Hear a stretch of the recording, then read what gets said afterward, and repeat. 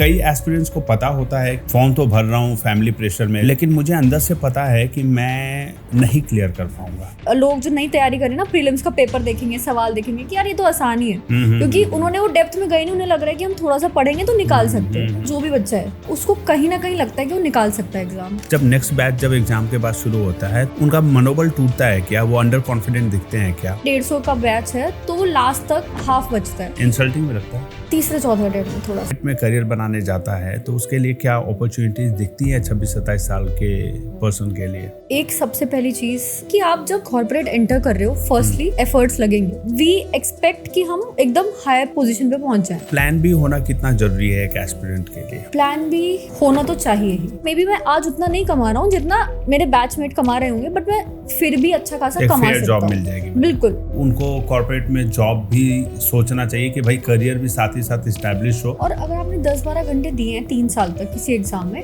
अगले साल अगर आप जॉब के साथ में 4-5 घंटे भी दे रहे हो, कर सकते हो। आपके नजर में आईएएस ऑफिसर की लाइफ कितनी प्रेशर वाली होती है? बहुत ही ज्यादा। रोज कुछ ना कुछ होता है, कोई मेजर केस आ गया, कोई क्राइम हो गया, कुछ है। कौन से टॉप स्किल्स पे काम करना चाहिए एक यूपीएससी एस्पिरेंट्स को तैयारी के साथ साथ, ताकि बाद में प्लान बी पे जब काम करे तो उसका एडवांटेज मिले? कुछ चीजें जो आप नेचुरली सीख जाते हो, research, and you do not leave the topics eight just upper level, you deep dive.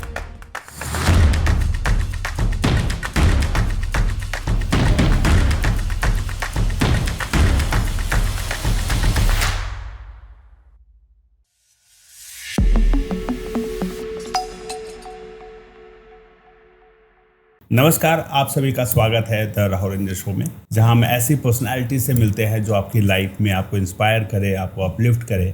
आज का एपिसोड है उन लोगों के लिए जो कंपटीशन की तैयारी करते हैं और पूरी तरीके से उसमें अपने आप को इन्वॉल्व इस तरीके से करते हैं कि फिर वो प्लान बी नहीं बनाते। ये एक बहुत ही बर्निंग टॉपिक है और इसमें उन्हें ज़रूरत है एक मेंटोर की जो उन्हें गाइड करे कि अगर यूपीएससी क्वालिफाई नहीं कर पाते हैं तो क्या यूपीएससी ही जीवन का अंत है या और भी ऑप्शंस हैं। उन ऑप्शंस को तलाशने के लिए हमारे साथ मौजूद हैं हमारे पॉडकास्ट के स्टूडियो में मिस वैष्णवी नागर जी, जो कि प्लान बी करियर मेंटोर के तौर पे काम करती हैं। तो वैष्णवी जी, बहुत बहुत स्वागत है आपका द राहुल इंद्र शो में। Thank you so much. Thank you for coming. बताइए सबसे पहले कि ये आइडिया कहाँ से आया प्लान बी करियर मेंटोर बनने का? Honestly, I have been there, done that. So वो आइडिया नहीं था कि मुझे मेंटोर बनना है। मैं तो जस्ट अपनी लाइफ जी रही थी कि मेरे यूपीएससी अटेम्प्ट्स दिए मैंने, एंड कितने अटेम्प्ट्स दिए आपने? 4 साल लगाए, 3 अटेम्प्ट्स दिए। वाओ। तो काफ़ी लंबा टाइम दिया इस एग्ज़ाम को मैंने। एक्चुअली 4th अटेम्प्ट भी दिया, बट वो जॉब के साथ था, तो मैं उसको as a attempt on paper तो वो काउंट होता है, बट उसमें मैंने उतनी मेहनत नहीं की जितना स्टार्टिंग के 3 साल में फुल टाइम मेहनत करके ना, पूरा टाइम लगा के सब चीज़ कट ऑफ करके। सोशल मीडिया पे भी नहीं थी मैं, तो मेरे अकाउंट भी डीएक्टिवेटेड थे।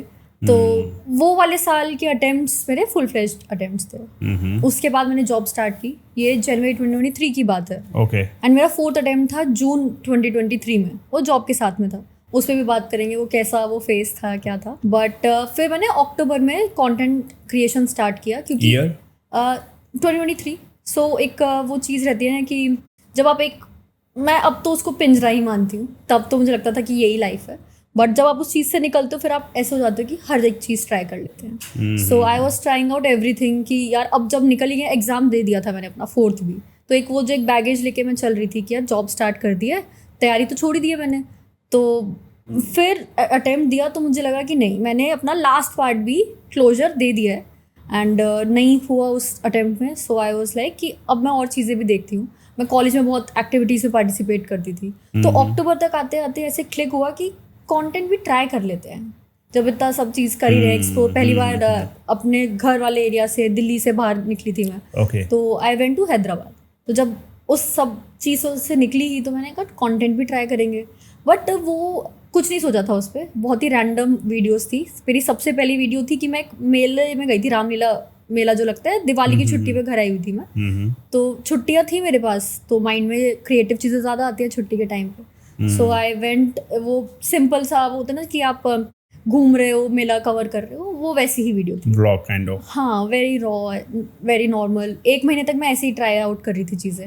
1 महीने से मीम डाला था सॉर्ट ऑफ, उस टाइम पर 12th फेल रिलीज हुई थी, तो उसमें मैंने लिखा था, वो मैं देख के आई थी movie, so I was like यार अभी अभी यूपीएससी छोड़ के कॉर्पोरेट में एडजस्ट हुई ही थी कि मूवी आ गई, हाँ मूवी दिखा दी। तो उस पे वो दैट वेंट वायरल, उसके 6 मिलियन कुछ व्यूज थे। वाह। एंड उस पे लोगों का यही कमेंट था कि आपको जॉब मिली कैसे अटेम्प्ट के बाद।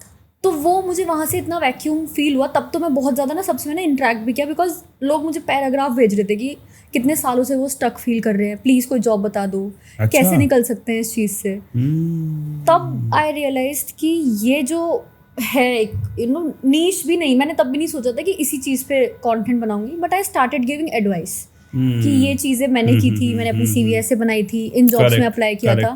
एंड वो चीज़ धीरे धीरे बढ़ के ऐसे हुई कि मैंने परमानेंटली अपना चैनल इसी चीज़ पे स्विच किया, because I was able to first of all help people out. और ये मेरा पर्सनल एक्सपीरियंस था, तो मुझे लग रहा था कि मैं बेटर हूँ इस चीज़ में बताने के लिए कि ये ऑप्शंस भी हैं।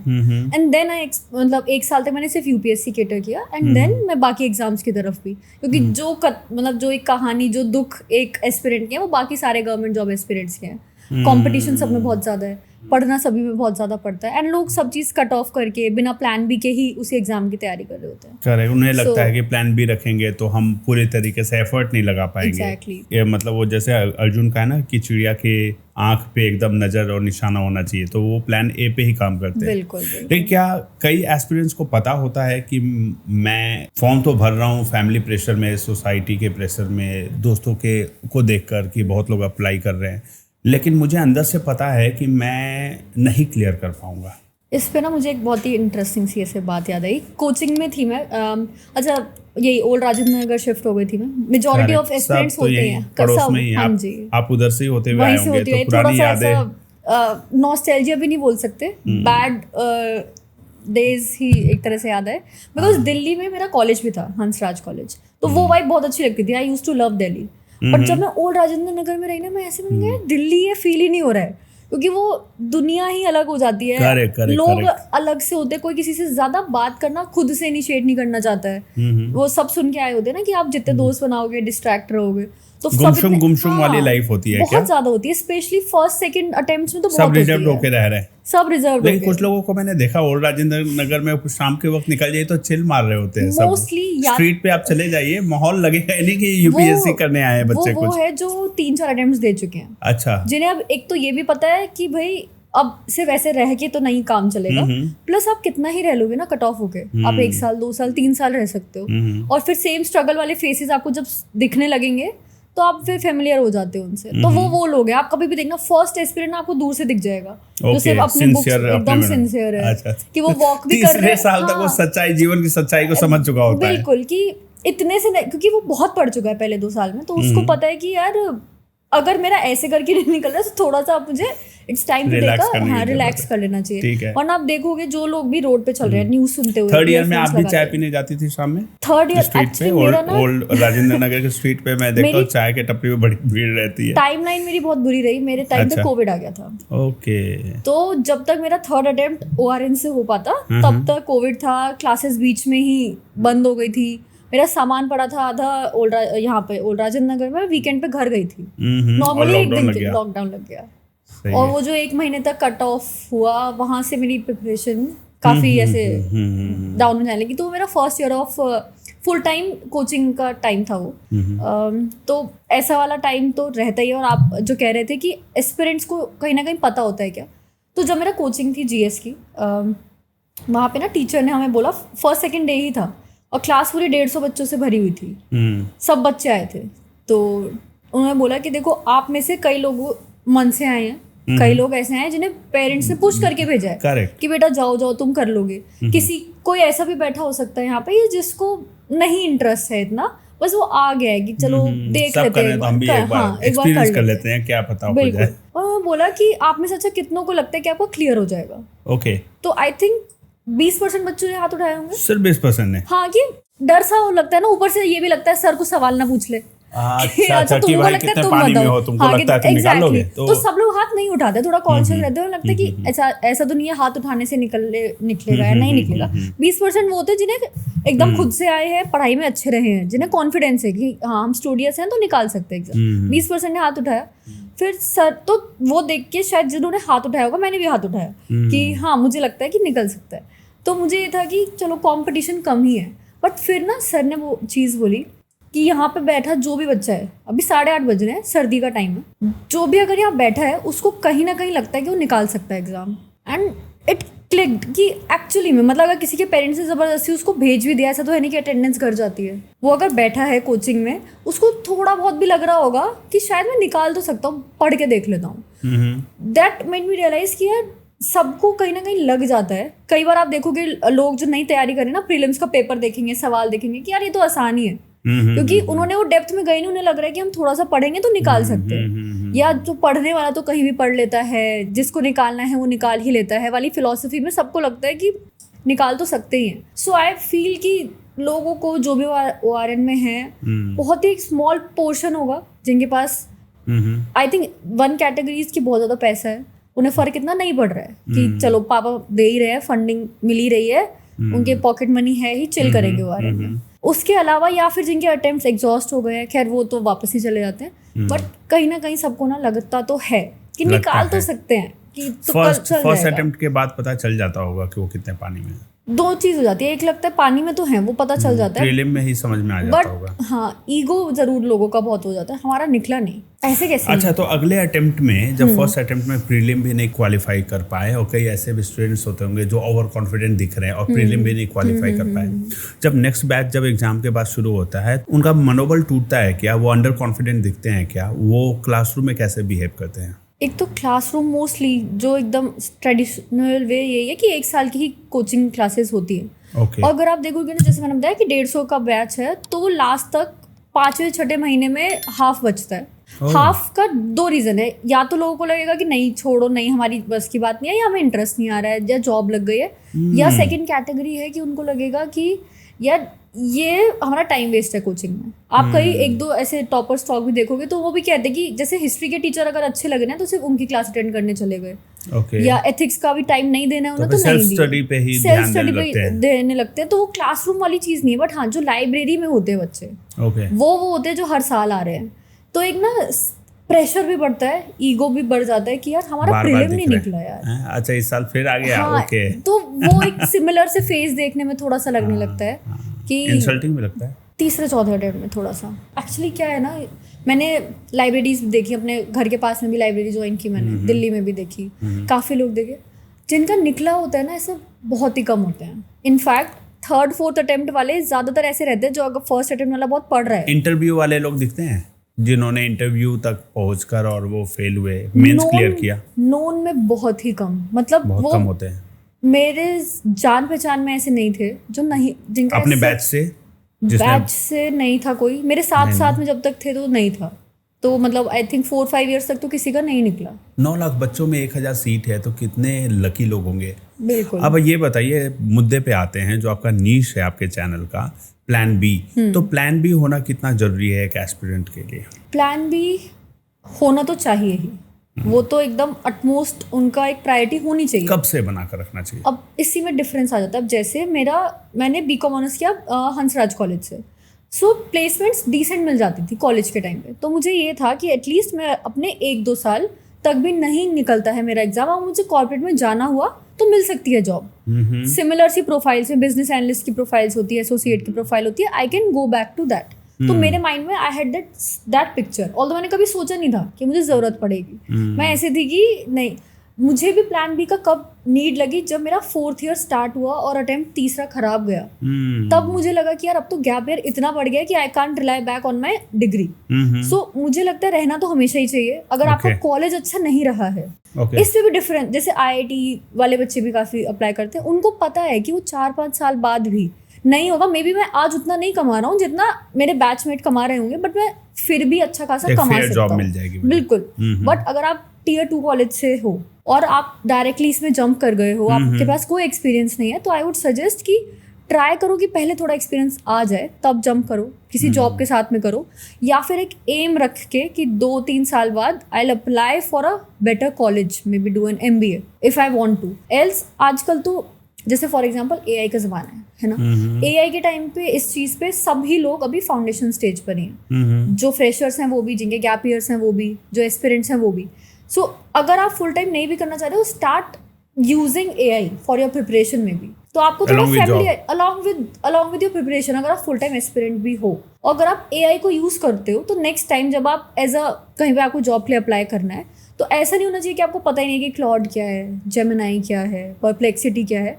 ये बेसिक सी चीज़ें हैं। तो इससे क्या होगा, फुल टाइम डिस्ट्रैक्ट भी नहीं हो रहे, but you are becoming familiar कि अगर आप मुझे नोट्स भी बनाने हैं तो मैं ऐसा थोड़ा प्रेजेंटेबल उसको नोट्स बना लूँ, तो मैं कैसे AI के थ्रू इंटीग्रेट कर सकता हूँ अपने नोट्स को। अब जैसे नोटबुक LM है तो वो बहुत अच्छा है सॉफ्टवेयर, उसे जो एस्पिरेंट्स भी हैं वो भी अच्छे से यूटिलाइज कर सकते हैं, बट कितनों को ही पता होगा। तो ऐसी बेसिक सी प्रिपरेशन साइड बाय साइड करना, ऐसे नहीं बैठना चाहिए कि नहीं हमारा तो एग्जाम निकलेगा ही।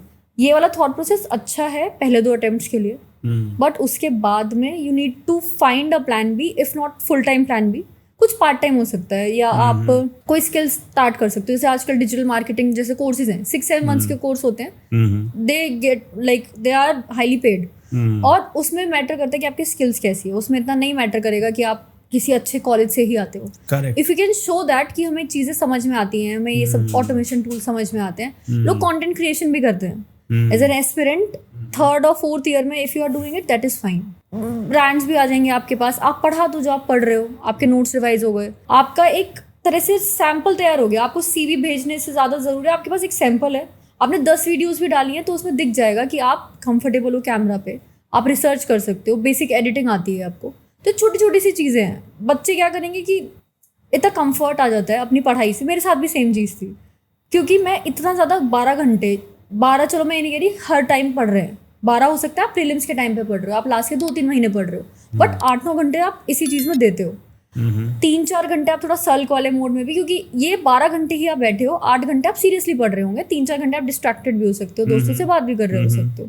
बट अगर आप 8-9 घंटे किसी चीज़ में लगा रहे हो 3 साल से, so you are bound to be more comfortable in that particular thing only. आपको लगेगा यार कुछ नया स्क्रैच से स्टार्ट करूँ, उससे अच्छा है वापस से अटेम्प्ट की तैयारी कर देता हूँ। तो लोग इतना नहीं फोकस करते हैं कि यार मैं रुक जाऊँ, इस पे एक पॉज बैक लूँ, if not full time part time कुछ और टाइम देने लगूँ। 3 घंटे किसी और चीज़ में लगाना इतनी बड़ी चीज़ नहीं है, क्योंकि आप फुल टाइम अवेलेबल हो तो आपके पास चीज़ें हैं कुछ और टाइम लगाने के लिए। बट तो आपका कहना है कि मतलब UPSC प्रिपरेशन के साथ साथ मतलब ये डिस्ट्रैक्शन नहीं हुआ कि आप किसी और चीज़ के लिए प्रिपेयर हैं, प्रिपरेशन कर रहे हैं, 3-4 घंटे आप लगा रहे हैं, मतलब क्या आप जब ब्रेक लेते कुछ और करने के बजाय आप कहते हैं कि स्किल सीखो?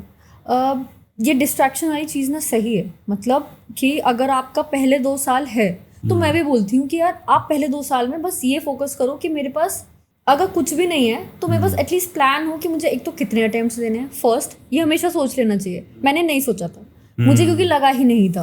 अगर आप थोड़े भी ठीक होते पढ़ाई में, आपको लगता है अगर हम पढ़ रहे हैं, हम चेकलिस्ट फॉलो कर रहे हैं तो निकल जाएगा ना। आपने दोस्तों से बात करना छोड़ दिया है, आपने सोशल मीडिया पे आप टाइम वेस्ट नहीं कर रहे हो, मूवीज में नहीं जा रहे हो, हाँ, तो ये तो आपको पता है कि यही चेकलिस्ट होता है। आपको 10 घंटे पढ़ना है, कोचिंग लगा ली है आपने अच्छी सी, तो हो ही जाएगा। तो फिर तो ऐसा कुछ है ही नहीं जो नहीं जो बनाएगा कि एग्जाम आपका नहीं निकल रहा है। So I followed that path too. तो मुझे भी ये था और सबको लगता है कि डिस्ट्रैक्टिंग होगा। मैं भी कोई और एग्जाम में नहीं भरती थी फर्स्ट 2 इयर्स तक। आई थिंक अब इस चीज़ पे ना थोड़ा बात भी होने लग गई है। पहले मेरे टाइम तक भी जब मैंने UPSC प्लान भी कीवर्ड्स डाले थे, जब ढूंढने के लिए कुछ नहीं मिला था एज सच, कुछ नहीं, nobody was talking about it। सो वो चीज़ें भी हैं, लोगों का थोड़ा सा ना माइंड अभी ओपन अप भी हुआ है। जैसे 2026 का अटेम्प्ट जो स्पेशली आया है, तो उसके बाद लोगों को लगा कि अनसर्टेनिटी काफ़ी है। अभी तक उससे पहले क्या लगता था पढ़ोगे तो निकल सकता है, बट इस वाले अटेम्प्ट को देखिए ऐसे जो जैसे मेरे जैसे क्रिएटर्स हैं वो कितने होंगे, बहुत ही कम, वो उतनी उनकी रीच भी नहीं है। बट जो इंसान ये बात कर रहा है कि अगर आप मेहनत करोगे तो आपका एग्जाम निकालने से कोई नहीं रोक सकता, उसके फॉलोअर्स, उसकी रीच इतनी ज्यादा है कि it changes the mind of an aspirant कि यार नहीं, मुझे तो एक ही सीट चाहिए ना। लोग क्या बोलेंगे कि आप वो 0.1% सक्सेस पे फोकस मत करो, आप उस एक सीट पे फोकस करो, आपकी लाइफ चेंज हो जाएगी। लाइफ चेंज होगी, बट नहीं अगर निकल रहा है तो उस पर बात ही नहीं हो रही है, तो लोग उस रियलिटी चेक को फेस ही नहीं कर रहे हैं। कि नहीं कुछ और करेंगे तो उतना अच्छा है ही नहीं, we are happy only when we are able to clear this exam. तो वो चीज़ इतनी माइंड में स्टिक कर जाती है। इवन अगर आप मूवीज वगैरह भी देखो, जितने भी शोज बने हैं, लीड में तो वही है जिसका एग्जाम निकल रहा है। एस्पिरेंट सीरीज में भी वही है, भले उसके दोस्त छूट गए, कुछ भी हुआ, लोगों ने क्या देखा यार देख, बट उसका एग्जाम निकल गया, हीरोइन चली गई उसके बाद से, बट देखो उसका एग्जाम तभी निकला क्योंकि वो एकदम किसी चीज में फोकस नहीं कर रहा था, बाकी डिस्ट्रैक्टेड नहीं था। 12th फेल में इतना ज्यादा स्ट्रगल दिखाया बट निकल गया। तो वो वाला एक जो है कि हीरो वाली फीलिंग की यार तभी हम फील करेंगे ऐसा कुछ जब एग्जाम विनर्स को ही दिखाते हैं। करेक्ट। ओके, तो यूपीएससी के लिए जो भी तैयारी करता है, पहले ग्रेजुएट होते होते तो 21-22 साल का हो जाता है वो इंसान।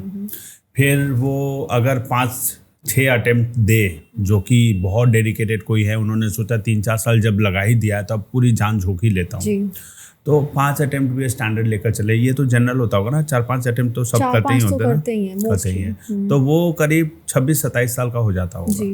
26-27 साल के बाद जब एकदम थका हारा सा, फेल्ड, क्योंकि उसके माइंड में तो यही है दैट आई हैव फेल्ड, बिल्कुल, फैमिली का प्रेशर, दोस्त यार भी क्वेश्चन कर रहे कि यार तू तो फेलियर है, तेरे से हुआ नहीं। अब वो कॉर्पोरेट में करियर बनाने जाता है, तो उसके लिए क्या अपॉर्चुनिटीज दिखती है 26-27 साल के पर्सन के लिए? एक सबसे पहली चीज़ जो सभी एस्पिरेंट्स को एक्सेप्ट करके रखनी चाहिए कि आप जब कॉर्पोरेट एंटर कर रहे हो, फर्स्टली एफर्ट्स लगेंगे। ऐसा कोई आपने 6 साल एक एग्जाम में मेहनत की तो कोई आपने जॉब लेके बैठा नहीं है कि हाँ आपने मेहनत करी, बट यहाँ आप 1 महीने में या लोगों में क्या होगा ना, वेट नहीं करेंगे कि उन्हें लगता है पेशेंस एग्जाम में लगाने में तो ठीक है कि अगर हम एक एग्जाम को दे रहे हैं 5 साल भी तो it is fine, but corporate में हमें 5 महीने की भी मेहनत नहीं करनी है, हम चाहते हैं इंस्टेंट रिजल्ट। अच्छा, दूसरा क्या है कि वी एक्सपेक्ट कि हम एकदम हाई पोजीशन पे पहुंच जाएं, सीधे 2 लाख की सैलरी चाहिए, 1.5 लाख की सैलरी एग्जैक्टली। आप कम नीचे से कोई शुरू नहीं करना चाहता ना, कम से।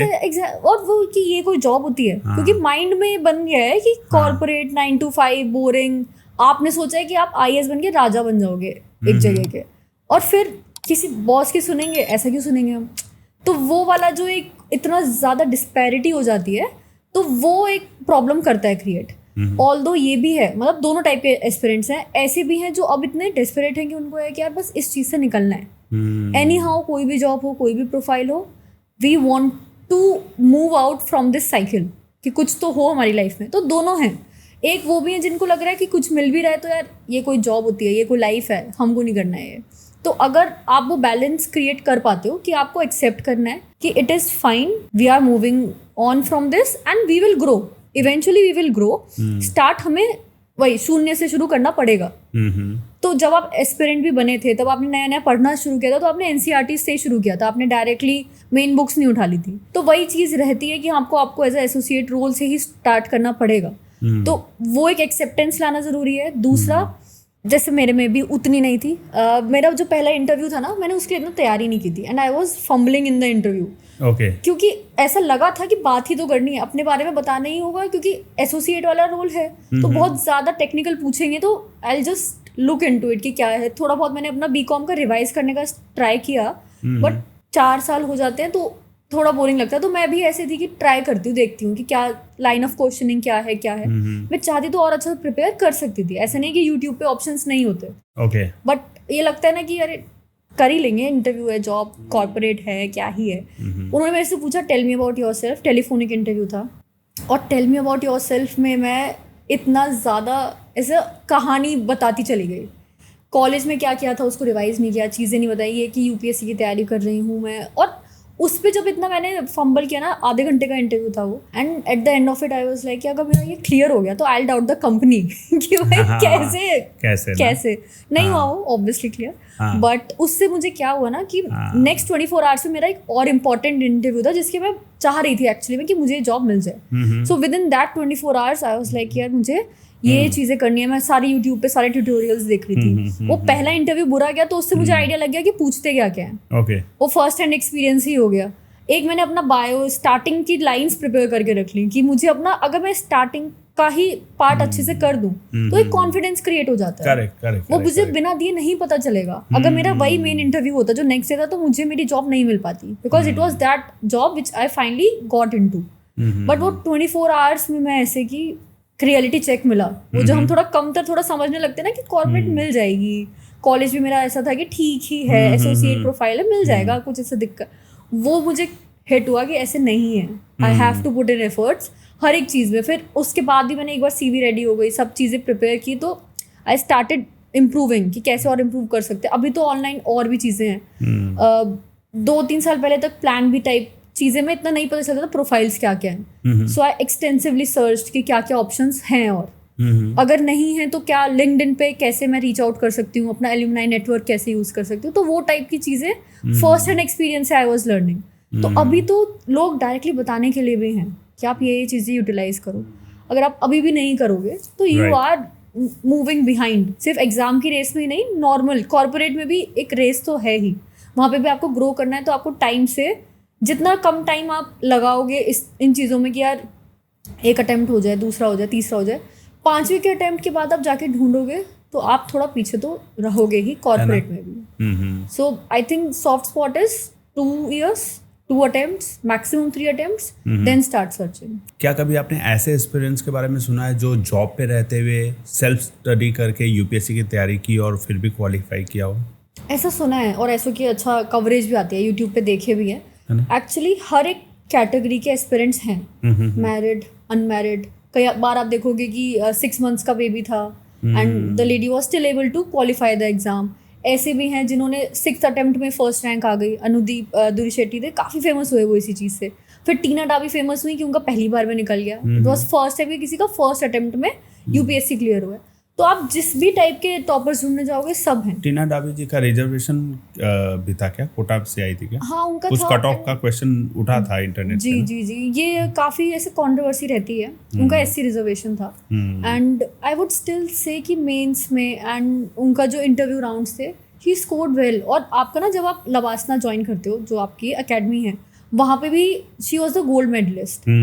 तो आप उनके एजुकेशन वाला part you can't question, but ये कंट्रोवर्सी ये थी कि अगर उनके पास रिजर्वेशन नहीं होता तो वो प्रीलिम्स ना क्वालिफाई कर पाती। ओके।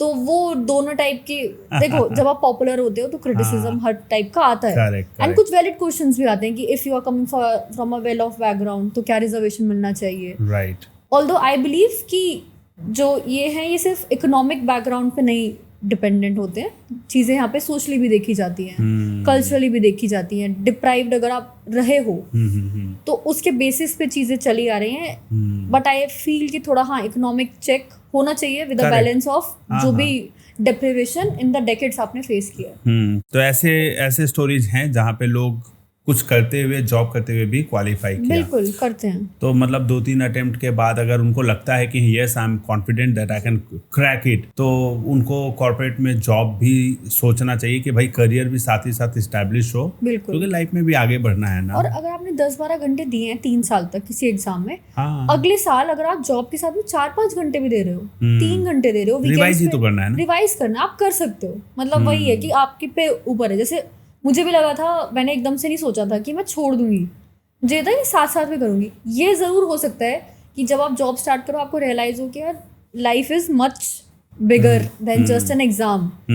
तो वो अगर फीलिंग आ जाती है तो पढ़ाई मुश्किल ज़रूर हो जाती है। लोग बोलते हैं कि वो ना पैसा मुंह लग गया तो फिर अब आपकी तैयारी नहीं हो पाएगी, तो दैट इज ऑल्सो देयर। और वो उसका रीज़न ये भी है ना, आप उससे पहले इतने बाउंडेशन में हो, आपने एक केज में हो, हाँ आपने उससे ऊपर कुछ सोचा ही नहीं हुआ है। पर जब आप उससे निकलते हो तो आपको रियलाइज होता है कि एग्जाम ही था यार, इतना क्या लोड ले रहे। मैंने जितने भी मेरे साथ वाले दोस्त ने भी तैयारी स्टार्ट की और फिर कुछ और पिक किया, मैंने कभी वापस जाते हुए नहीं देखा है तैयारी। तो यूपीएससी क्वालिफाई नहीं करने के बाद भी कॉर्पोरेट में क्या लोग यूपीएससी के इनकम से ज़्यादा इनकम कमा सकते हैं? यूपीएससी की जो ऑन पेपर इनकम होती है उससे ज़्यादा तो कमा सकते हैं। On paper of course, honesty के साथ जो कमाई होती है, जो ऑनेस्टी के साथ कमाई होती है उससे ज़्यादा तो डेफिनेटली कमा सकते हैं। इनफैक्ट स्टार्टिंग के ईयर्स में ही आप ज़्यादा कमा सकते हो, कि आपकी हो सकता है फर्स्ट जॉब ही उससे ज़्यादा हो जो एक IAS ऑफिसर की एग्जाम क्लियर करते ही लगती है, which is pretty much doable. तो that is there, but and in fact अच्छा, अगर आपको टेंशन फ्री लाइफ चाहिए विद रिस्पेक्ट टू कि आप पे कोई पॉलिटिकल प्रेशर नहीं है, कुछ नहीं है, और अगर आप मेहनत करो sufficient, so even corporate is good. आपके नज़र में IAS ऑफिसर की लाइफ कितनी प्रेशर वाली होती है? बहुत ही ज़्यादा। इतना मुझे एग्ज़ाम जब मैं साइकिल में थी नहीं पता था, एक तो सब पॉजिटिव सी देखते हैं, हर चीज यही लगता है ना, और ये भी लगता है बंगला, क्या गाड़ी, हाँ, पावर, पेरेंट्स खुश हैं, खानदान में नाम हो गया है आपका, स्वागत हो रहा है एकदम मालाओं के साथ में जहाँ भी जा रहे हो आप। Correct. तो वो चीज तो रहती है कि उससे बियॉन्ड सोचना ही नहीं है, सोचा भी नहीं होता, और ज्यादा से ज्यादा लगता है कुछ थोड़ा सुन भी लेते हैं ना कि यार ये प्रॉब्लम है, तो लगता है कर लेंगे ना, एक बार एग्जाम तो क्लियर हो, कर लेंगे, काम ही तो करना है, कर लेंगे। बट जब मैं जॉब ज्वाइन की मैंने अपनी खुद की, तो प्लस कंटेंट बनाना स्टार्ट किया, इंटरेक्ट किया आईएएस ऑफिसर से, ऐसे फ्रेंड्स से जिनके एग्जाम क्लियर होने लग गए, because by the time it was 7 years of preparation, लोगों के क्लियर होने लग जाते हैं। ओके। यूपीएससी भी हो सकता है, एसएससी, सीजीएल, उस वाले टाइम फ्रेम पे हो जाते। अब तक मुझे भी ऐसे 2-3 साल जॉब के अपनी पर्सनल हो गए थे। तो आई रियलाइज कि हेक्टिक है। इवन लबासना, जिसको आप ऐसे ड्रीम की तरह से परोसते हो ना कि दिवाली ऐसे बनती है यहाँ पे, कप है जिसपे लबासना ऐसा प्रिंटेड है, हुडी है, तो ये सारी चीज़ें तो बेच रहे हैं वो, बट वो कितना हेक्टिक होता है। I met a friend and वो मुझको बता रहे थे कि भाई सुबह 6 बजे उठ रहे हैं, पीटी हो रही है रोज सुबह सुबह, एक थोड़ा सा हिल टाइप है, उस पर भाग रहे हैं कि 2-3 महीने में ना वो जो फीवर था कि यार लबासना पहुंच गया, अब तो मतलब उतर जाता है, ऐसा लगता है यार प्लीज हमको थोड़ा रेस्ट दे दो। तो एक तो वो ट्रेनिंग ही काफ़ी हेक्टिक होती है। अभी भी मुझे पता है कि जो लोग चाहते हैं ना क्लियर करना, लग रहा हो क्या हो गया, तो यार इतना टफ चीज़ है तो ट्रेनिंग तो हेक्टिक होगी ही। Correct. But what I am trying to say is कि ये चीज़ें जो बहुत रोमांटिसाइज की गई हैं कि वहाँ जाके ही अब चिल करेंगे, चिल नहीं है वो भी टफ है। वो एक ट्रेनिंग दे रहे हैं आपको, एडमिनिस्ट्रेटिव सर्विसेज इतनी बड़ी कंट्री की जिसमें इतनी पॉपुलेशन है, उसको बैलेंस करने की, उसको मैनेज करने की, तो ट्रेनिंग इज टफ। देन उसके फिजिकल बाद मेंटल लेवल पे आपको रेडी होना पड़ेगा। बिल्कुल। और उसके बाद भी ये है कि आपका कार्डर कहीं भी हो सकता है। कितने ही परसेंट, अगर आपके 1000 सीट्स हैं उसमें से 100 कुछ आईएएस ऑफिसर्स बनेंगे, जो कि ड्रीम तो वही होता है। या फिर आईपीएस का होता है, उसमें भी आपके 70-80 लोग आईपीएस बनते हैं, 40-50 लोग आईएफएस बनते हैं, फॉरेन सर्विसेज में जो जाते हैं। इनके अलावा वाली भी एक तो जॉब्स के बारे में बच्चों को नहीं पता होता है इतना ड्रीम, बट वो ये टॉप 300 का ही कर रहे होते हैं। एंड फिर उसमें कितने ऐसे हैं जिनको कार्डर उनकी पसंद का मिल जाए। वो बात सही है कि आईएएस तो कहीं का भी हो, आईएएस ही होता है, बट अगर जेन्युइन बात करें, नॉर्थ इंडियन को अगर तमिलनाडु मिल गया तो, और बहुत पॉसिबिलिटीज, और होता भी है। और फिर वो तमिल पॉलिटिशियंस उनको हैंडल कर रहे हैं, और मे बी वो कल्चरल गैप हो, अंडरस्टैंडिंग का गैप हो, तो प्रेशर रहता है। प्रेशर उस चीज़ का भी रहता है। वो तो अंडरस्टैंडिंग वैसे भी, अगर आप यूपी के ही हो और यूपी में ही आपको पॉलिटिशियन से इंटरेक्ट करना है किसी भी स्टेट में, तो वो एक थोड़ा सा कहते हैं ना फाइटिंग मोड स्टार्टिंग के ईयर्स में थोड़ा रहता है। सरकार चेंज होती है, पॉलिटिशियन जो कह रहा है उसके सारे ऑर्डर्स मानो तो सब ओके रहेगा जी।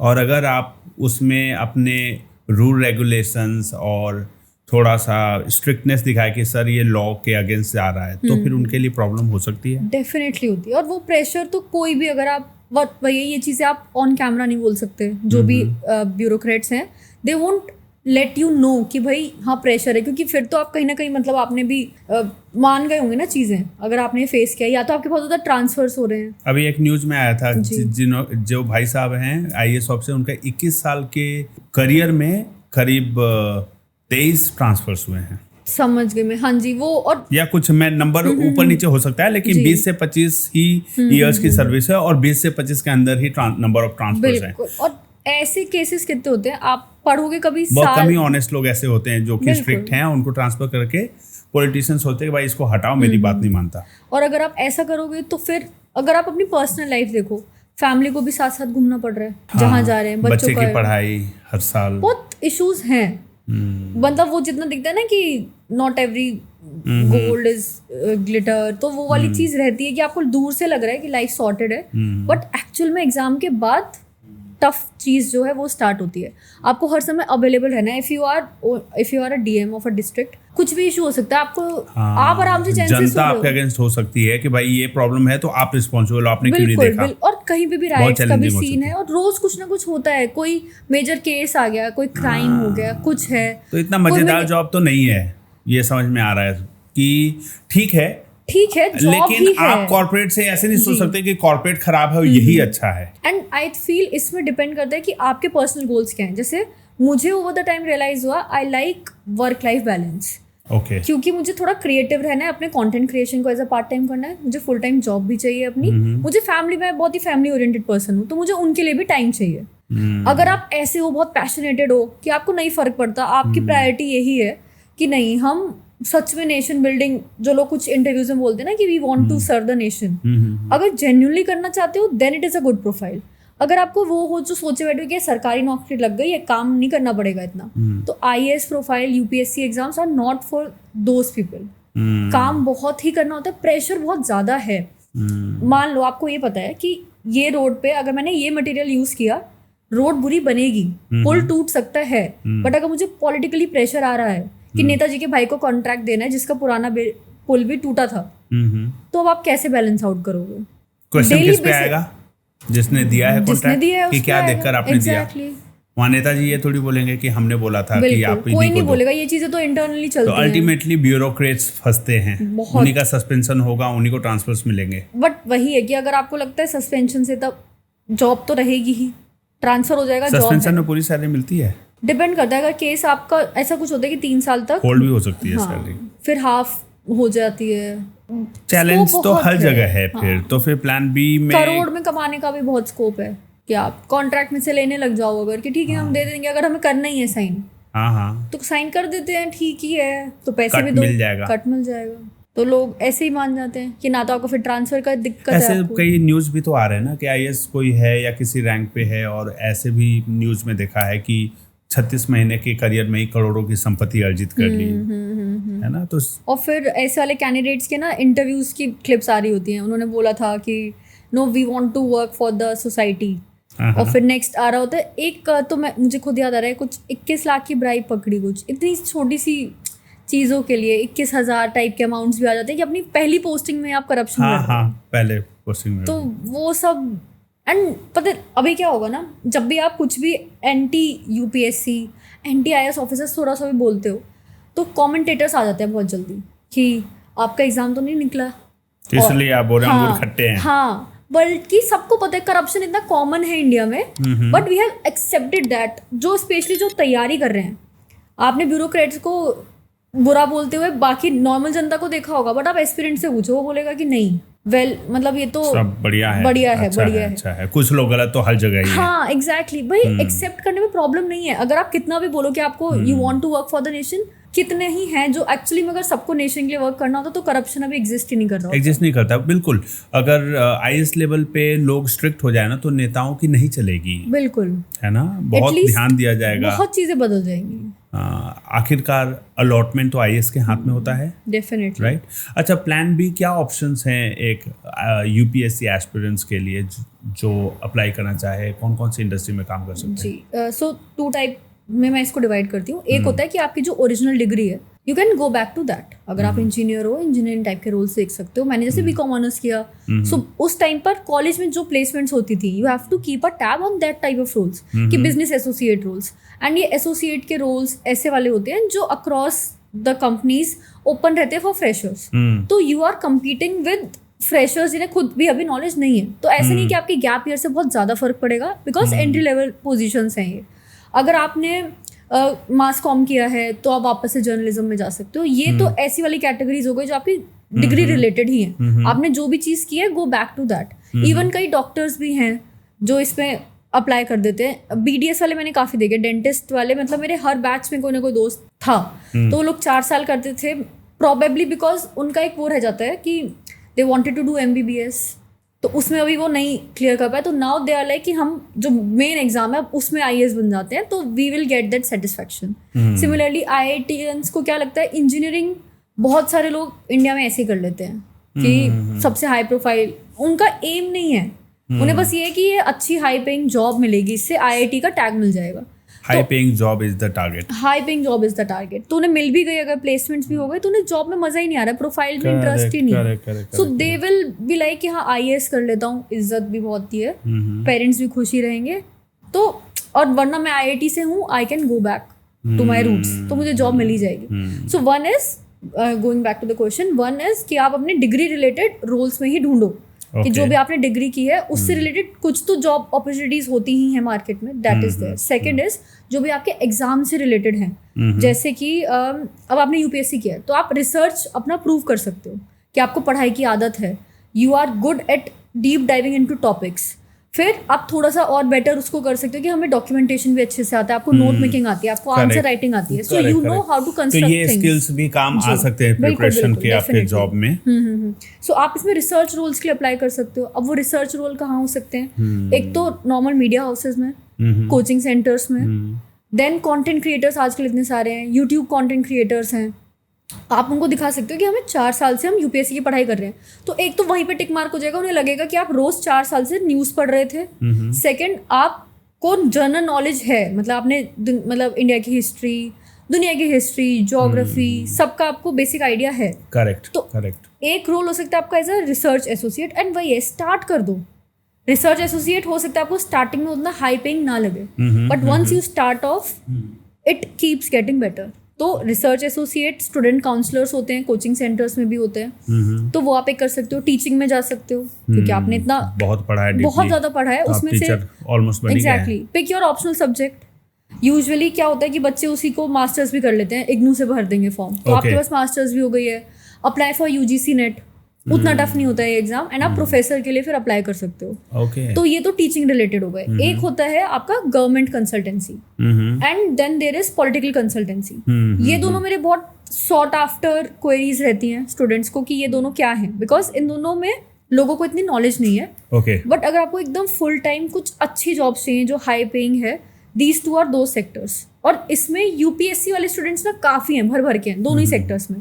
तो इसमें क्या, एक तो एक्सेप्टेंस ज़्यादा है, एक्सपोजर है, रिक्रूटर भी जो होगा तो वो आपकी उस चीज़ को और समझेगा। हो सकता है वो आपका कोई प्रीवियस वो रहा हो, कोचिंग में रहा हो, कहीं रहा हो, so they will be very open up about it. आपसे बात करेंगे इसी बारे में कि अच्छा आपका गैप था, कैसा रहा, बट दे वोंट जज यू फॉर दैट कि आपने इतना टाइम क्यों दे दिया, क्या आप वापस जाओगे क्या। स्टार्टिंग सैलरी क्या रहती है उसमें? Political consultancy, if you are doing from top tier companies, 2 to 3 companies are there, 4 companies, तो उसमें आपको 50-60,000 मिल सकता है। देन सिमिलरली गवर्नमेंट कंसल्टेंसी भी ऐसा ही है, बट जो ग्रोथ का ग्राफ है दैट वेरीज, और इन दोनों में ही आपको 1 लाख भी मिल सकता है if you are from IIT। Okay. तो वो भी डिपेंड करता है कि आप देखो, टैग जो है कॉलेज का तो रहेगा, मैटर करेगा ही। इनफैक्ट कई ऐसी जो ये टॉप कंपनीज हैं both in government and political, उनका सीवी का शॉर्टलिस्टिंग का पार्ट ही ये रहेगा, भले आपको पॉलिटिक्स में कितनी भी इंटरेस्ट है, बट अगर आप Tier 1 कॉलेज से आ रहे हो तो आपकी सीवी शॉर्टलिस्ट होने के ज़्यादा स्कोप है। Same goes for government consultancy. So 50-60,000 is the benchmark, starting आपको मिल जाएगी। Can go up to 70-80 if you are good at negotiation, and then eventually अगर आप काम अच्छा करते हो, हाँ, तो वो 1 लाख इज समथिंग जो आप इजीली अपने फर्स्ट 2 years में कमा सकते हो। They are highly paying jobs and they value, अगर आप अच्छे से काम करते हो तो स्कोप तो है। तो अब इन दोनों में क्या होता है, लोगों को क्लैरिटी नहीं है। So management consultancy is there, जो कि बहुत very sought after job profile है। जैसे अगर आपने IIM से या इवन कहीं से भी MBA किया है, you will look for that profile. तो वो लोग कंपनीज को मैनेज करने में हेल्प करते हैं, उन्हें कंसल्ट करते हैं कि आप कैसे अपनी परफॉर्मेंस इंप्रूव कर सकते हो। ऐसे ही गवर्नमेंट कंसल्टेंट्स क्या करते हैं कि वो गवर्नमेंट की परफॉर्मेंस कैसे इंप्रूव हो सकती है, प्रोजेक्ट्स कैसे आपको क्या करना है, अलग अलग प्रोजेक्ट बेसिस पे आपको रोल मिलता है। And same goes for political consultants as well. तो आप पॉलिटिकल पार्टीज की परफॉर्मेंस कैसे इंप्रूव कर सकते हो। अगर आपको ये सुनने में कुछ भी इंटरेस्टिंग लग रहा है, you should deep dive, apply for the job. सब LinkedIn पे, naukri.com पे सारी कंपनीज हैं। तो आपको एक कंपनी का भी पता है, उसके सजेशंस में जो भी कंपनीज आ रही हैं, अप्लाई इन ऑल। सबका प्रोसेस सिमिलर ही होता है। अगर आपने एक बार CV तैयार कर ली, एक बार अपनी SOP लिख लिया, तो आपको थोड़ा बहुत ट्वीक करना है and you can start applying.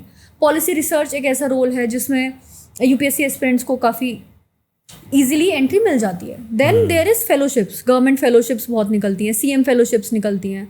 For example अभी UPCM फेलोशिप निकली हुई है, वो 50,000 स्टाइपेंड देती है। क्या बात है। एंड उसमें आप अप्लाई, कितने ड्यूरेशन का होता है फेलोशिप? यूजुअली 1 year का होता है। Wow. And you get to have good contacts with the government, तो आप एटलीस्ट आगे भी अपॉर्चुनिटीज मिल जाती है। नीति आयोग में फॉर्म्स निकलते रहते हैं, उसमें भी यंग कंसल्टेंट नाम से यंग प्रोफेशनल नाम से पोस्ट निकलती है, वो भी कॉन्ट्रैक्चुअल होती है 1 साल की, बट 50-60,000 वो भी दे रहे हैं आपको। इमेजिन आपकी सीवी में नीति आयोग का स्टैम्प है and you start working in their, तो आपको वो जो एक वाइब आनी चाहिए थी कि यार हम गवर्नमेंट के लिए काम करें, वो भी आ रही है। तो आपको ये नहीं लग रहा कि आपने तैयारी एकदम से छोड़ दी है। तो फेलोशिप्स निकलती हैं, इंटर्नशिप्स निकलती हैं। ये जो सीएम फेलोशिप मैंने यूपी की बोली है, महाराष्ट्र की अभी निकली हुई थी, दिल्ली की निकलती है, पंजाब की निकली हुई थी, हर स्टेट की निकलती हैं अपनी अपनी। इसके अलावा ये तो हो गई सीएम फेलोशिप्स। आपके नॉर्मल फेलोशिप्स भी हैं, इवन पॉलिटिकल कंसल्टेंसीज में फेलोशिप्स निकलती हैं। तो ये कीवर्ड्स अगर आपको नहीं पता है, if you are not searching for those, तो आप तक वो नोटिफिकेशन आएगी ही नहीं। आपका एल्गोरिथम तो ऐसे ही वर्क कर रहा है ना कि आज ये पढ़ना है, आज द हिंदू का ये कवर करो, आज इंडियन एक्सप्रेस का ये कवर करो। तो वंस यू स्टार्ट सर्चिंग, ये बेयर मिनिमम है कि आप प्लान भी इसके लिए प्रिपेयर भी नहीं कर रहे हो, तो बी अवेयर कि ये चीजें होती हैं। तो जब करंट अफेयर्स पढ़ रहे हैं, न्यूज़पेपर में ही पढ़ रहे हैं, तो ओपनिंग्स के बारे में न्यूज़पेपर में भी तो ऐड आते होंगे ना इन सब लोग ओपनिंग्स से? स्किप कर देते हैं, मैं स्किप कर देती थी कि ये तो अपने काम की चीज ही नहीं है, छोड़ो इसको आगे। हाँ, ये जरूर हो सकता है कि किसी को अगर प्रॉपर फुल कवरेज मिली है कि इस स्टेट की गवर्नमेंट ने ये चीज लॉन्च की है तो पढ़ लो। अगर आप उस माइंडसेट से फोकस्ड हैं कि भाई मुझे तो यूपीएससी करना है, अच्छा ये तो फिल्म में नहीं आएगा, कट कर दोगे आप पहले ही हेडिंग पढ़ के। तो वो है कि अगर आप बेयर मिनिमम करते चलो कि अवेयर रहो कि ये चीजें होती हैं, तो मे बी जब आपको जरूरत है तो आपको वो ग्रंट वर्क नहीं करना पड़ेगा। यू नो कि ये रोल्स निकलते हैं, ऐसा पिछले साल निकला था, इंटरेस्टिंग लगा था, इस साल भी निकलेगा, इस बार अप्लाई कर दूंगा। अगर कोई पर्सन यूपीएससी की तैयारी करता है, 2-3 साल अटेम्प्ट करता है, तो उसने इतना कुछ पढ़ा है जीएस में, इंडिया के बारे में, इंटरनेशनल रिलेशंस के बारे में, वो नॉलेज इंसान को कैसे अलग बनाता है? क्या ये उनके करियर में एक प्लस मार्क्स बनता है लाइफ में? जैसे आप अपने लिए ही सोचे कि आपने जो पढ़ाई की थी, क्या उससे आप अपने कॉन्फिडेंस में, अपने नॉलेज में कुछ बेहतर मानते हैं, या वो जो पढ़ा था वो वेस्ट गया? एक तो वेस्ट वाली फीलिंग तब नहीं आती है जब अगर आप यूपीएससी अलाइंड फील्ड में जा रहे हो, जैसे पॉलिसी में गए, आप रिसर्च में गए, तो आपका यूपीएससी वाला बैकग्राउंड वुड बी प्रेफर्ड कि भाई इसने तैयारी की थी, तो अगर ये रिसर्च कर रहे हैं, कुछ चीज़ बता रहे हैं, तो वैल्यू है। इवन मेजॉरिटी ऑफ इन सारी फील्ड्स में जो भी हमने डिस्कस की, जर्नलिज्म हो, आपका टीचिंग हो, इन सब में आपको फील होगा कि हमारी यूपीएससी की तैयारी फायदेमंद थी। ओके। बट इसमें एक क्लिक ये है कि जो लोग अपनी पसंद से अटेम्प्ट के रुक जाते हैं कि 3-4 दे दिया, कुछ और तैयारी करते हैं, मोस्टली आप देखोगे मोर कॉन्फिडेंट हैं, मोर एक्सेप्टिंग है टुवर्ड्स द फैक्ट कि we are done with the preparation. वहीं पे जब आप देखते हो ना कि किसी ने 6 अटेम्प्ट्स के बाद या अटेम्प्ट्स एग्जॉस्ट करके तैयारी छोड़ी कि कुछ नहीं मिल रहा था, नहीं हुआ एग्जाम, तो इसलिए ढूंढा, दे वुड बी मोर, मतलब हमेशा ना थोड़ा सा क्रिप करेंगे कि ये जॉब क्या ही है, because this is not what they wanted. तो you have to be at the end कि भाई मुझे खुद से चूज करना है, बाय फोर्स नई चीजें एक्सेप्ट करनी है। So if you are at that benchmark कि मैंने खुद से चूज किया है अपनी फील्ड को, तो आप देखोगे कि उन्हें फील भी होगा कि जैसे मैं हूँ, I am very much if not ऐसा कि ग्रेटफुल बट अप्रिशिएटिव कि चलो इतना ज़्यादा पढ़ाई का टाइम मुझे ज़िंदगी में दोबारा कभी नहीं मिल पाएगा। ओके। 2 साल जो मैंने 3 साल पढ़ाई की स्टार्टिंग की, वो तो मुझे बहुत ही like I cherish that. 4th year was like कि हाँ थोड़ा मैंने लेट कर दिया, थोड़ा और जल्दी छोड़ सकती थी। कौन से टॉप स्किल्स पे काम करना चाहिए एक यूपीएससी एस्पिरेंट्स को तैयारी के साथ साथ, ताकि बाद में प्लान बी पे जब काम करे तो उसका एडवांटेज मिले? कुछ चीज़ें जो आप नेचुरली सीख जाते हो, रिसर्च, जो आपको अपनी सीवी में भी मेंशन करना चाहिए कि भाई रिसर्च की, और उसका प्रूफ ये है कि भाई पढ़ ही रहे हो आप दिन भर, तो वो चीज़ें आप, और and you do not leave the topics eight just upper level, you deep dive, तो यू कैन शोकेस दैट कि हमें वैसी ही आदत थी, तो रिसर्च में वी आर कंफर्टेबल। अब जैसे मैंने आपको बताया कि एआई जैसी चीज़ें हैं, जब मैं रिसर्च कर रही हूँ, अभी तक हम गूगल बेस्ड रिसर्च करते थे, आर्टिकल्स, इसी बहाने अगर हम थोड़ा प्रॉम्प्ट बिल्डिंग सीख लें तो आपकी रिसर्च की चीजें इंप्रूव हो रही हैं, आपको जो आंसर मिल रहे हैं बेटर मिल रहे हैं, एंड आप थोड़े फेमिलियर हो रहे हो अलग अलग एआई टूल्स से। ऐसे नहीं कि सिर्फ एआई में चैट जीपीटी को गूगल की तरह यूज करने लग जाओ कि हाँ टॉप 5 रामसर साइट्स क्या है इंडिया में ये बता दो, कितनी है ये बता दो। स्टार्ट क्रिएटिंग प्रॉम्प्ट्स, उसको पीवाईक्यूज फीड कर दो आप कि अभी मैंने ये टॉपिक पढ़ा, कोई पीवाईक्यू था क्या इससे रिलेटेड, तो वो टाइप की बेसिक चीजें, ये क्या है आपकी तैयारी भी स्मूथ कर रही है। एंड यू नेवर नो कि जब आप कॉर्पोरेट एंटर करोगे तो एक तो एकदम रिसर्च, बेसिक एआई टूल्स का आइडिया होना अच्छा है, तीसरा, इवन नोट मेकिंग वगैरह भी आप जब कर रहे हो या आंसर राइटिंग कर रहे हो तो प्रैक्टिस इट दैट वे कि यार मेरी ये यहाँ तो काम आ ही रही है, बट मैं इसको कैसे यूटिलाइज कर सकता हूँ जब मैं अगर कॉर्पोरेट में एंटर करूँ तो आई कैन शोकेस कि मुझे डॉक्यूमेंटेशन स्किल्स अच्छी है मेरी, या मैं चीज़ें कंसाइज करके लिखती हूँ। तो वो एक एसेट ही है। जब आप कॉर्पोरेट में देखते हो हर चीज़ 1 पेजर में चलती है कि यार क्रिस्प में बता दो कि कॉन्टेक्स्ट क्या है, वो चीज़ें तो आपने सीख ही ली हैं ओवर द टाइम। तो उस चीज़ को आपको बेचना आना चाहिए कि ये मेरे पास है, सिर्फ पढ़ाई करके मैंने छोड़ा नहीं, मैंने ये चीज़ें सीखी हैं। वहीं पे अगर आप बच्चों को पढ़ाते थे, इवेंचुअली आप 3rd ईयर में 4th ईयर में पढ़ाने लगते हो, पीयर्स को पढ़ाने लगते हो, तो आपको काउंसलिंग स्किल्स आ रही हैं, आप पढ़ाना सीख पा रहे हो, टीचिंग कम्युनिकेशन स्किल्स आपकी बेटर हो रही हैं। तो ऐसी बेसिक सी चीज़ें हैं जो आप कर सकते हो। अगर आप कर ही रहे हो, नेचुरली ही कर रहे हो, तो आप इसको और कैसे बेटर तरीके से बता सकते हो, शोकेस कर सकते हो अपनी सीवी में। If you learn that, it will be fine enough to find a decent job at the starting level. Vaishnavi ji, बहुत अच्छा लगा आपसे बात करके, बहुत सारी इन्फॉर्मेशन आपने बताई for specially UPSC aspirants. Million लोग तैयारी कर रहे हैं हर साल और बहुत कम लोगों को जॉब मिल पाती है, तो ये एक बहुत अच्छी पहल है आपकी कि you are trying to show them the path, जैसे आपने फॉलो किया। कई लोग तो सेल्फिश होते हैं, अपना काम करते निकलते हैं, बस दूसरों के बारे में नहीं सोचते। बहुत कम लोग होते हैं जो सबके बारे में सोचते हैं। तो before we end this podcast, I want to ask last 2 questions. First, वो कौन सी हार्श रियलिटी है जो कोचिंग इंस्टीट्यूट्स एस्पिरेंट्स को नहीं बताते? देखो, कोचिंग इंडस्ट्री इस पे चल रही है होप पे कि भाई ये आप पढ़ोगे तो आप एग्जाम निकाल लोगे। उनका काम ही यही है कि वो आपको बोलेंगे कि बेटा पढ़ो, बस ये पढ़ लो and you can clear it. If they can, you can. इसलिए वो टॉपर स्टॉक भी अरेंज करते हैं, अपने बैनर के अंडर दिखाना चाहते हैं कि देखो ये हमारी कोचिंग से स्टूडेंट रहा, ये हमारा स्टूडेंट रहा, इसका बैकग्राउंड इतना खराब रहा है, इसने फिर भी क्वालिफाई किया, why you can't do this, है ना। सो वो ये चीज छुपाते, वो आपको फोकस ही नहीं करने देते हैं उन 99% लोगों पे जिनका नहीं निकला कभी। सो एज एन एस्पिरेंट, अगर आप तैयारी कर रहे हो, start focusing on those people as well कि ये मुझे लगता है कि मैं 1% में हूँ, इनफैक्ट 0.1% में हूँ। आप पढ़ाई में बहुत अच्छे भी हो सकते हो। अब मुझे लगता था कि स्कूल में टॉपर हूँ मैं, कॉलेज अच्छा मिल गया है, कॉलेज में भी ठीक ग्रेड्स आ रहे हैं, तो पढ़ाई करनी है, टफ नहीं होगा, कर सकती हूँ। इनफैक्ट जो पढ़ाई में नहीं भी अच्छे रहते उन्हें लगता है कि ये मेरा ना बेंचमार्क सेट हो जाएगा, नहीं भी पढ़ाई की तो उस टॉपर तो एक बार 10th फेल कर गया था, उसकी भी निकल गई एग्जाम। तो एक ये थॉट प्रोसेस जैसे चलने लगता है। अब तो 10th फेल देखने के बाद कई लोग और भी भीड़ आई होगी कि भाई मैं भी कर सकता हूँ। माँ बाप बोलते होंगे वो कर सकता, तुम भी करो। एग्जैक्टली। मूवी देख के भी मोटिवेटेड हो गए होंगे ना। बिल्कुल होते हैं, और वो मूवी इतनी चली ही इसलिए। एक्सपीरियंस ने तो देखी तो थोड़ा बहुत डाउट में तो उन्होंने भी देखी कि यार अगर इसने कर दिया, बताओ आटा चक्की पे काम करके ये निकाल सकते तो हम भी निकाल सकते हैं। मैं भी आटा चक्की ज्वाइन करूंगा। सही है। तो वो चीजें है, तो बट अपने आप पे कॉन्फिडेंस होना चाहिए, बट ऐसा ओवर कॉन्फिडेंस नहीं। और मैं ये भी नहीं कह रही कि एग्जाम आप क्लियर नहीं कर सकते तो आप कम इंटेलिजेंट हो, बट हर चीज अलग टाइप का इंटेलिजेंस मांगती है। कुछ चीजें हैं जिसमें मैं शायद किसी ब्यूरोक्रेट से बेटर हो सकती हूँ। ऐसा नहीं कि वो मोस्ट इंटेलिजेंट ही है, but they know how to clear that particular set of exam. मैं पूरा फैक्टर सिर्फ लक को भी नहीं दे रही। इनफैक्ट आप देखोगे काफी लोग बोलते हैं लक का है, लक का रोल है, बट आपकी किस टाइप की इंटेलिजेंस है उसका भी रोल है। Correct. You can be amazing eight something else, but हो सकता है इस टाइप के एग्जाम को आप कितना भी पढ़ लो, you are not made for this, maybe not meant for it. तो वो एक एक्सेप्टेंस आना जरूरी है सही टाइम पे। वेट मत करो कि अटेम्प्ट एग्जॉस्ट ही करने हैं एंड फिर चीजें ढूंढी जाए। खुद सेल्फ इवेल्युएट करो, कोचिंग के झांसे में मत आओ। जी, वो तो अपना पैसा बनाने के लिए आपको मोटिवेट करते रहेंगे, but you have to see that what is good for you, and everybody has a different life story, different challenges. अभी प्रायोरिटीज क्या है अपना सेट करो, है ना।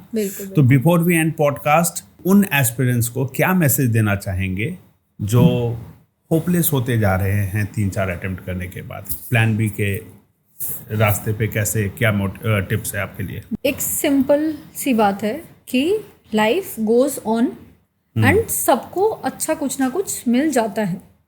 सो मैं समझ रही हूँ एंग्जाइटी होती है, सल्क करने का मन करता है, कमरे में ही रहने का मन करता है, ऐसा लगता है कि सोसाइटी हम पर ही फोकस कर रही है। बट सब लोग ना अपनी लाइफ के बिजी हैं, सब अपनी फेलियर्स में ही हैं। बिल्कुल नहीं पड़ता, ऊपर कोई आपके बारे में सोच नहीं रहा। आपको लगता है कि मैं शादी में जाऊंगा तो लोग अब मेरे से पूछेंगे अरे क्या हुआ IAS साहब, आपका तो निकलने वाला था एग्जाम, निकला नहीं। हो सकता है पूछें, आप बी कॉन्फिडेंट से हाँ यार नहीं निकला, दैट्स इट। नहीं इतना फर्क पड़ता है उनको।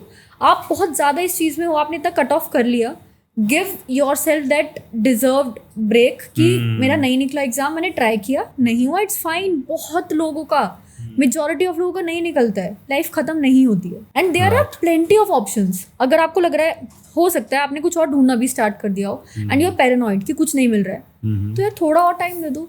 नई चीज कुछ अगर मिस आउट हो रहा है, maybe do higher studies, कोई ऐसा कोर्स कर लो, कुछ भी ऐसा कर लो, बट कुछ करो। अगर आपको लग रहा है रूम में बैठ के एक और अटेम्प्ट को सिर्फ एंजाइटी में देने से काम चल जाएगा, तो नहीं चलेगा। You have to gain that confidence back, और वो मिल जाता है। मतलब सबका लाइफ अच्छी चल जाती है, सबके लिए कुछ ना कुछ रास्ता बना हुआ है। You have to just go out and try, go out and find. बैठ के नहीं हो पाएगा, ट्राई करना पड़ेगा उस चीज पे। ऑलराइट वैष्णवी जी, बहुत अच्छा लगा आपसे बात करके। आपने बहुत अच्छा एक गाइडेंस आपने दिया है यूथ को जो एंक्शस हैं, स्टक फील कर रहे हैं, क्योंकि उनको लगता है कि इस यूपीएससी के बाहर तो दुनिया ही नहीं है, यही तो मेरी दुनिया थी, और अगर मैं इसको नहीं कर पा रहा हूँ या अंदर से एक फियर आ चुका है, तो वो प्रेशर से बाहर निकले। और बहुत ऐसी चीज़ें हैं जो वो कर सकते हैं जी। तो ठीक है, थैंक यू सो मच। मैं आपको बेस्ट विशेस देता हूँ। आप जो भी प्रोफेशन कॉर्पोरेट में काम कर रही हैं वो उसमें आगे बढ़ते जाएं और इसी तरीके से युवाओं को मार्गदर्शन देते जाएं। मैं इनफैक्ट आपको भी थैंक्स बोलूँगी कि आप प्लेटफॉर्म दे रहे हैं मेरे जैसे क्रिएटर्स को भी, कि हम अपनी बात और लोगों तक पहुँचा सकें। And you are inviting such people कि आपका भी ये एम्बिशन है कि लोगों को बातें पता चलें कि भाई ये चीज़ें भी हैं, ये रियलिटीज़ हैं, ये इश्यूज़ हैं। So thank you for having me. मुझे भी बहुत ही अच्छा लगा आपसे बात करके। Thank you. और गाइस, तो आपने सुना वैष्णवी जी को, जिन्होंने आपको बताया कि प्लान बी क्या होता है। यूपीएससी के बाहर भी दुनिया है, जिंदगी है। ऐसा नहीं है कि आप आईएएस ऑफिसर बन के ही जीवन में कुछ कर पाएंगे या यूपीएससी क्वालिफाई किया तभी आप सक्सेसफुल माने जाएंगे। ऐसे बहुत सारे एग्जांपल्स भी है जिनमें फिल्में तो नहीं बनती, लेकिन रियलिटी में चेक कीजिएगा तो मिलेंगे जो कि बहुत अच्छा काम कर रहे हैं अलग अलग इंडस्ट्री में। और हो सकता है कि आप किसी और फील्ड के लिए बने हो, आपको एक्सप्लोर करने की ज़रूरत है। अगर आपके नॉलेज में कोई भी फैमिली मेंबर है, दोस्त है, रिलेटिव है जो कि स्टक फील कर रहा है, यूपीएससी की तैयारी बहुत सालों से कर रहा है और कुछ आगे नहीं बढ़ पा रहा है, तो उनके लिए ये वीडियो बहुत ज़्यादा, ये एपिसोड बहुत वैल्यूएबल रहने वाला है। तो please share with those people, like the video, और अगर आपके पास कोई भी सुझाव है, सजेशन है, तो कमेंट जरूर करिए। और इस प्रकार की और वीडियोस देखने के लिए हमारे चैनल को सब्सक्राइब करिए, वैष्णवी जी को फॉलो करिए। इनका इंस्टा डिटेल डिस्क्रिप्शन बॉक्स में दिया हुआ है, इनसे कनेक्ट करिए। आपको आगे मोटिवेशन ये प्लान बी के लिए देती रहेंगी। मैं हूँ राहुल रंजन सिंह और आप देख रहे थे द राहुल रंजन शो। जल्द ही मिलते हैं हम अपने नए एपिसोड में नए सब्जेक्ट मैटर एक्सपर्ट के साथ। Till then keep learning, keep growing, keep shining. जय हिंद, जय भारत।